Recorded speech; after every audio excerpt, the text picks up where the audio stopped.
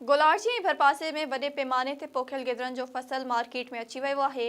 गोलार्चीअ जा गिदरा पंहिंजे मुनफ़रिद ज़ाइक़े ऐं ख़ुशबूअ जे करे सॼी सिंध में मशहूरु आहिनि।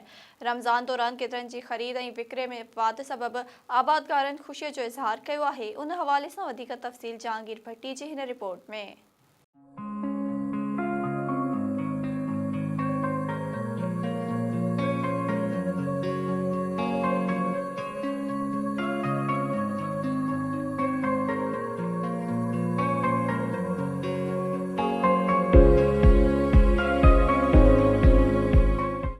गोलार्ची गिदरे जी वैरायटी कोलाची गिदरो पची रास थी वियो।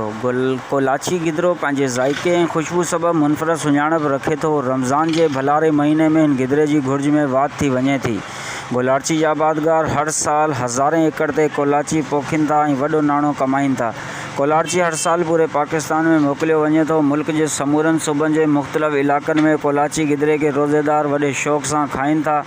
सरकारी सतह ते सार न लहण ऐं घटि अघु मिलण सबबि हिन कोलाची गिदरे जे मुस्तक़बिल मुतल्लिक़ आबादगार बदतर जो शिकार आहिनि। हिन हवाले सां संदसि चवणु हो त असांजो मुतालबो इहो आहे त हिन जो रेट को अहिड़ो तय करे छॾनि जेको ज़मींदार के भी नुकसान न थिए ऐं अॻियां जेके माना आड़ती आहिनि उन्हनि खे बि जेके वठण वारा आहिनि उन्हनि खे बि न थिए।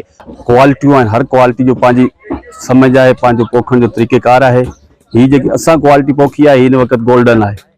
गोल्डन उहा क्वालिटी आहे जेको तव्हांखे ख़बर आहे हिन जो हिकु पंहिंजी मठास आहे, पंहिंजी हिकिड़ो साइज़ आहिनि, पंहिंजो हिन जो वेकिरो आहे।